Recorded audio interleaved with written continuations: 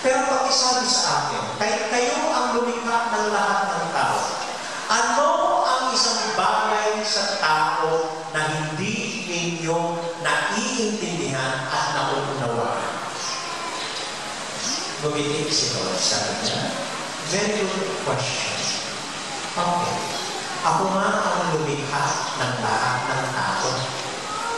Pero ito, hindi ko maintindihan hinggil sa tao.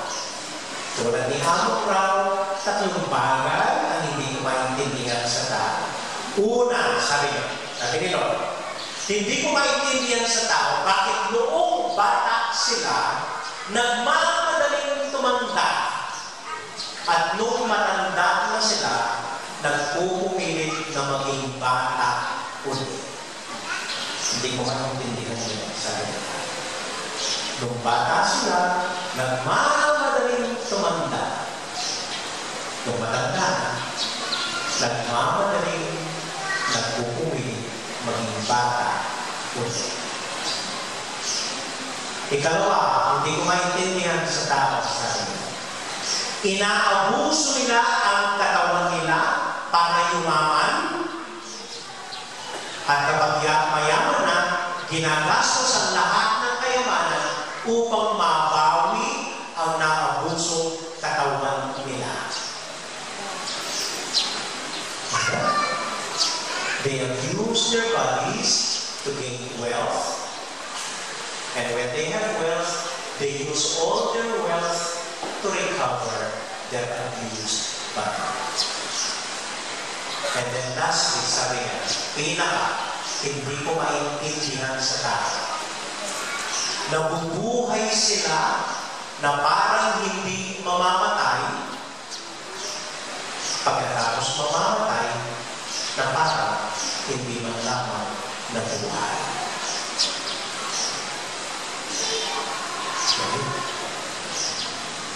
Nabubuhay sila kasi parang walang pakialam, na parang hindi sila mamamatay, tapos mamamatay na parang hindi man lamang nabuhay.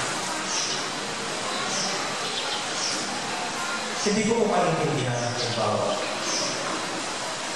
Hindi kaya naisip ni Marcos na hindi siya mananatili yung power forever. Hindi kaya niya naisip na kahit gaano kayaman at gaano karaming pera na ito, hindi mo ililigtas ang sarili niya. Hanggang ngayon, hindi nagkilipin. Hanggang ngayon, ang daming limata. Hanggang ngayon, yung pangalan, wala kahit ang pangyayin yung pangalan. At yung mga pagkatapos naging timon, pagkatapos niya, hindi ba nila na-gets? Kaya hindi pang habang buhay, ang pangyayin nila. Na kahit gano'ng karami ang nakakot sila ay hindi nila magagamit ito. Kaya yung susunod niya, nakaliman na, sabi natin yung mga kapos sa kanya. Hindi ko natin ang unawahan mo na nabubuhay ka kahit talaga na parang hindi tayo mamamatay. Isip natin hindi tayo mamamatay. And then, mamamatay ka parang hindi man lang gagawin. Amen? So, lahat ng bagay sa ayaw natin sa Kristo ay magwawakas. At habang tinatanggap po natin yun at nabubuhay ng ayon sa Lord, mas madali para sa atin, mas madali para sa atin. Amen? At panghuling katotohanan, ang bawat wakas ay may dalang pag-asa. Ang bawat wakas ay may dalang pag-asa. Sinasabi po natin ito, alam natin ito, matapos na ang pagsusugal ng asawa ko ang aasenso ka. So, basta matapos ang pagsusugal, may dalang pag-asa na aasenso. Tumigil lang sa akong katak yung asawa ko ang magiging payapa kami sa bahay. So, tumigil lang yung patataktak na magiging payapa sila. Matapos na itong pinapagawa natin sa simbahan, baka tayo naman ang tutukan ni Amo. May pag-asa pagkatapos ng anumang natatapos. At pag natapos ang buhay natin dito, ang kaharian ng Diyos ang siyang maghahari sa ating banal. Amen? Amen. So, pinag-uusapan ko ay hindi kung kailan matatapos ang mundo, paano matatapos ang mundo, ito na yung mga palatandaan na matatapos ng mundo. Ay, kapag nababahala kayo sa anuman, ito pong mga katotohanan na paalala ni Lord ang tanamin. One, bandang huli, ang Panginoong Diyos ang siyang may last say. Two, sa ayaw natin o sa gusto, matatapos din ang lahat. Lahat ng bagay, may katapusan. And then third, bawat katapusan, may dalang pagtaas. Amen? Ito po huling linggo, hindi po maintindihan. Pagod na pagod po ako nagmamaneho. Pero hindi ako pagod. So, Lumis po na madaling araw, nagising na ako, 2 oras driving hanggang Tagaytay. And then Thursday po ng hapon, 3 oras na drive na naman, papunta po sa San Jose sa Ateneo para sa alumni namin. And then another 3 hours, alas 12 na natin, traffic pa rin sa Manila, 3 oras na naman, bago ako nakabalik from Ateneo to Tagaytay. And then Sabado po, alas 3 na umaga, excited na ako, so nag-drive na ako, bumawi ako, after 1.5 hours, nandito na po ako sa kwarto, nagpapahinga at natutulog ulit.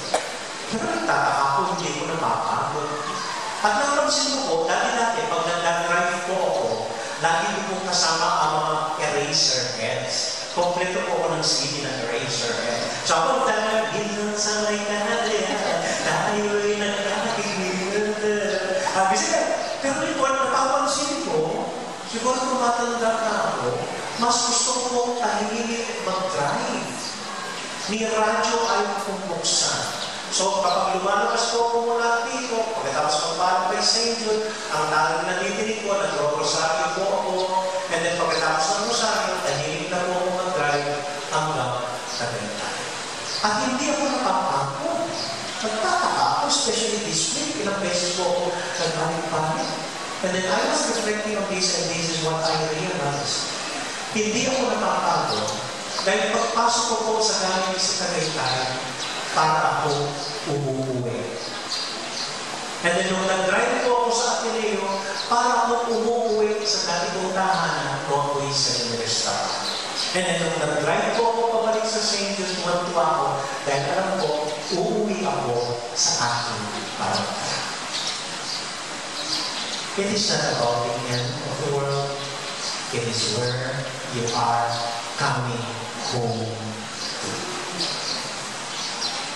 At may kasabihan po ang mga Amerikano, sabi nila, home is where the heart, home is where the house is. Natural na po, pinagkaan mo, yung naan mo. Home, yung mga Amerikano, home is where the house is. Pero yung mga tunay na philosopher po, sasabihin nila, home is where the heart is.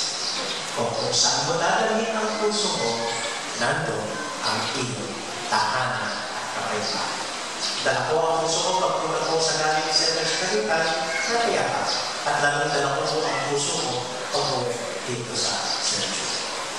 So, ang kawakasan ko ay hindi mo kailan, hindi mo saan, hindi ko papaano kung nasaan ang tunay na tahanan.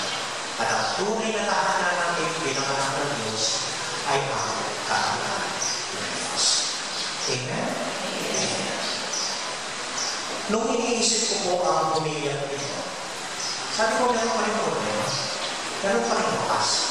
So, paano mabibigyan solusyon ang mga wakas na pinatatapunan? Ewan ko, nakalala ko bigla ang isang awitin ito. Hindi po ako fan ni Sharon Cuneta, no? Pero kung isang kanta ni Sharon na gusto ko, kumagal ko ay sana'y wala ng wakas. And I was recalling it on my way home, driving home quietly. Kahit ilang ay kaya kong tapatan, kung yan ang paraan, upang landas mo'y masundan. Kahit ilang ulit, ako'y iyong saktan, hindi kita maaaring iwanan. May solusyon sa wakas.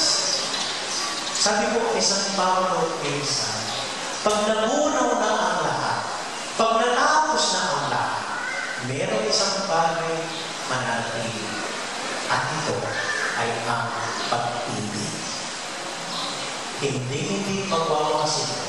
How we have loved and how we have allowed others to love us.